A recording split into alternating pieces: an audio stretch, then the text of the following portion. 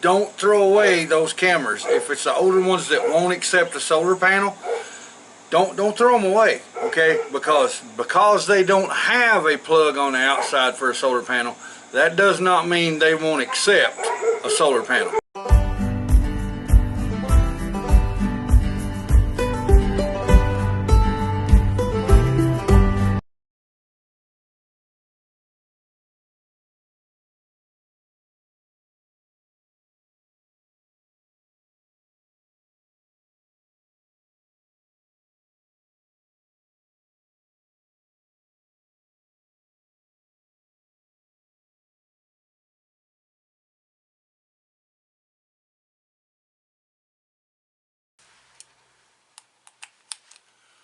Oh, hey y'all, Fat Man Outdoors. Hey, if you liked the video, click that like button and click subscribe so that you'll get notifications whenever we post new content.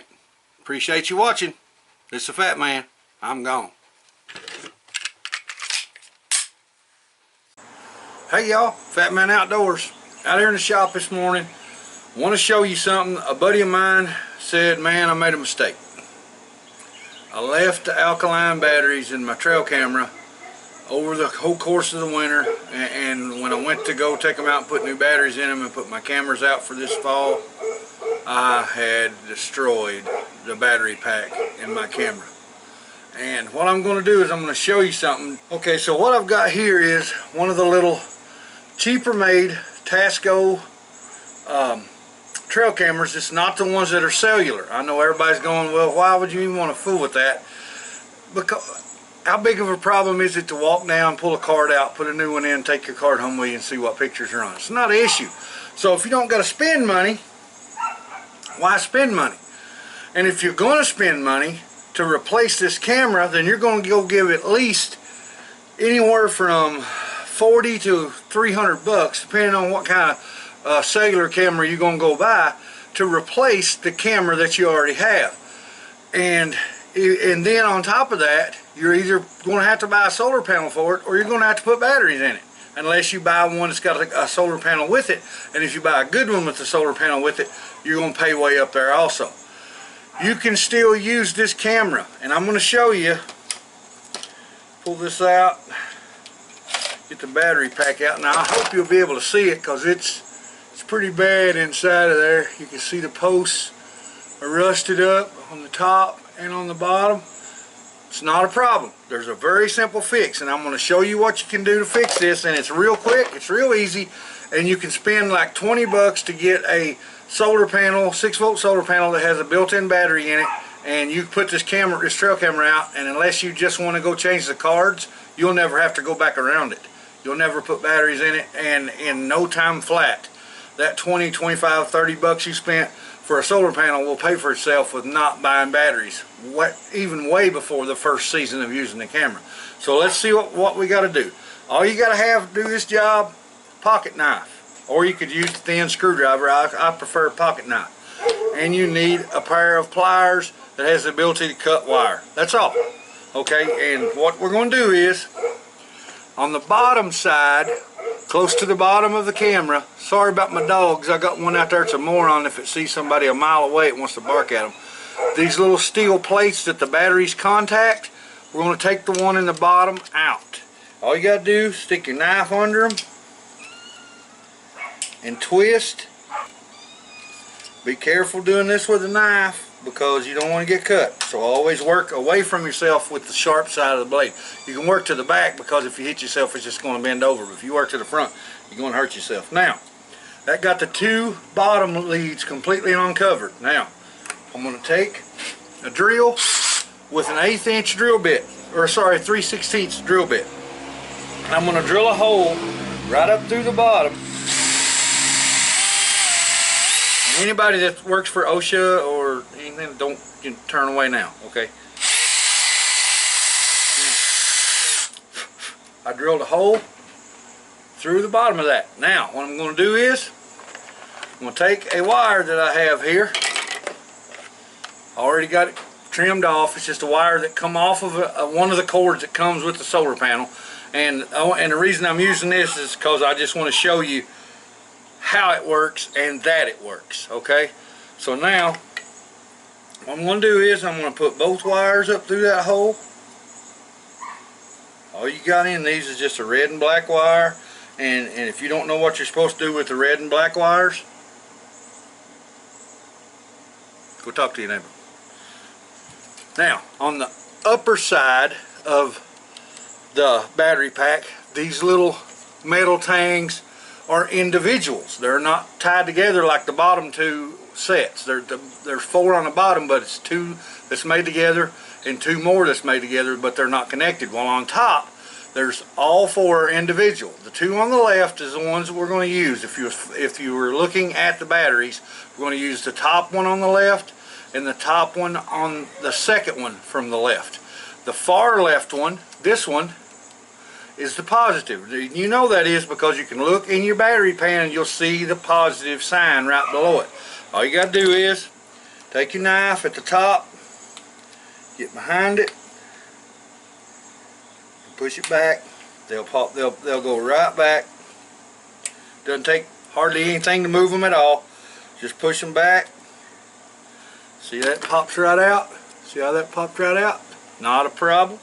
That's what you want. Now, twist your wire up good. You don't even have to solder these because you're going to get really, really good connection. You don't even need to worry about it. Lay the wire over the top of where that metal piece was laying, okay? And then you're going to pop this right back over it. And it'll go right back in there, right where it came out.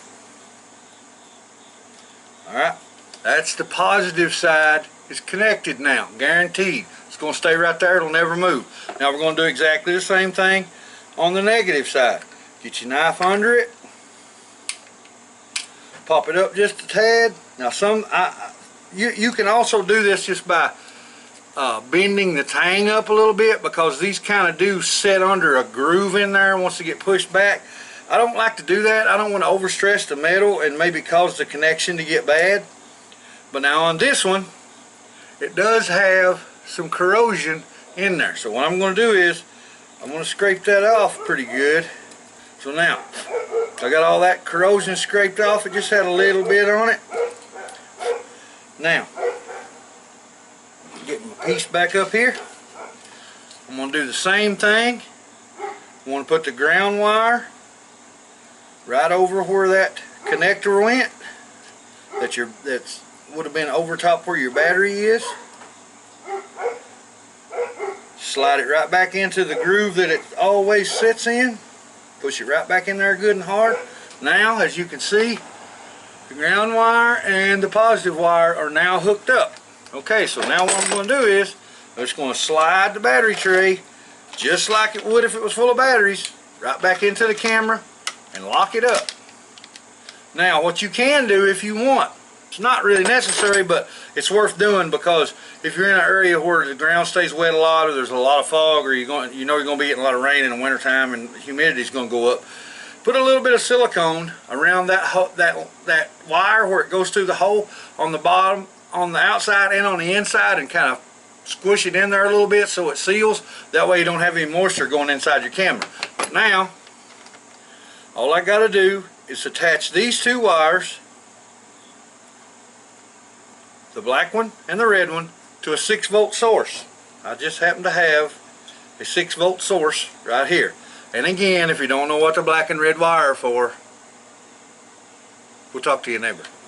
Alright, so we're going to put the black on this little, I'm just using this little 6-volt battery for demonstration purposes. It's going to take the place of our solar panel, because I didn't want to go pull one of my panels down, and right now I don't have an extra. All of them that I have are running something. I wish they were running a dog silencer if they'd make such a thing, because my dogs are morons, and I'm sorry for barking in the background, but French Mastiffs are just not known for being quiet. Alright, so now we are connected to our battery. All I did was the same thing I would do if I was connecting it to the solar panel. Tilt this down and show you a little bit. If I was connecting it to a solar panel, I'd be doing the same thing. I would connect the red wire to the red side of the hot side of the wire for the solar panel, and black on black. Or if you've got a solar panel that plugs in, just cut the end off the cord, strip that back, and use that end to wire directly into your battery tray, and that way you've got a wire that'll plug in and out of your solar panel in case in the event your solar panel were to die, something happened to it, then you wouldn't have to throw the whole rigmarole away again. You just go buy another one of the cheap solar panels, plug it back in, you're good to go. Okay, now we open it up. We're going to turn it on. And there you can see the red lights flashing. That's to show that it's on. I hope you can see that. You should be able to see it. Now if I put it on aim, and now when there it's taking pictures. That's all you got to do. And you're right back into business. Now I'll just turn it back off. And again, these are cheap trail cameras. I get that. Now as you can see on the table, I have a different trail camera entirely. This one is one of the Wild Game Innovations. You can see that's what the front looks like. And it was never set up to accept a solar panel. But it didn't even have a removable battery tray, but batteries got left in it and the alkaline leaked out and it ate it up so it couldn't get contact. I just simply took off the outside case, snipped off the main lead-in hot wire and ground wire, and I've wired a wire into it, connected to a 6-volt source, such as one of these 6-volt batteries or a 6-volt solar panel, either one. Whole system works just like if you put batteries in it. The only difference is you'll never have to put batteries in it again if you use a solar panel. But guys, everybody ain't got $100 to go throw down on a trail camera, or $150, $200, $300 to go throw down on a trail camera. A lot of people's got to use what they have, and if I can go on a website, say even like Amazon, and buy a $20 solar panel, or I even saw some on Temu that you got 2 for $30 that had a built-in battery and was 6-volt, and they're the exact same company brand name as 2 of them that I've got on trail cameras of mine that came with trail cameras that I ordered. So all you got to do is just hook this up to a 6-volt source and you're in good shape. So your trail camera will work 100%. And again, like I said, when you get your solar panel, just snip the end off that would normally plug into the feeder or the trail camera that you want to use it for. There'll only be 2 wires. There'll be a red wire and a black wire. Pull out your battery tray, drill a hole, run that wire up through it, connect, and look at the top post on the left side. Connect the red to the positive, the black to the negative. You're good to go. Just look at them and see what they run off of, and go buy you a cheap solar panel, and believe me, you can get them cheap now. To match the voltage that your camera needs to run off of, do these few little steps. You saw how long it took for me to do this from dry. Drill a hole, pop out 2 little pieces of metal, stick 2 wires on it, stick it back in there and close it up, and you're done. It didn't take, what, 8 minutes to build one. And now all I got to do, hook it to a solar panel and put it on a tree near me. Y'all, this is the Fat Man. I hope this video was something that you enjoyed, and that it was something that might have kind of taught you something. I don't know, maybe give you a good idea, but it'll at least save you a few bucks. Y'all, I hope to see you in the next video, and I hope to see you out there somewhere. This is the Fat Man. I'm gone.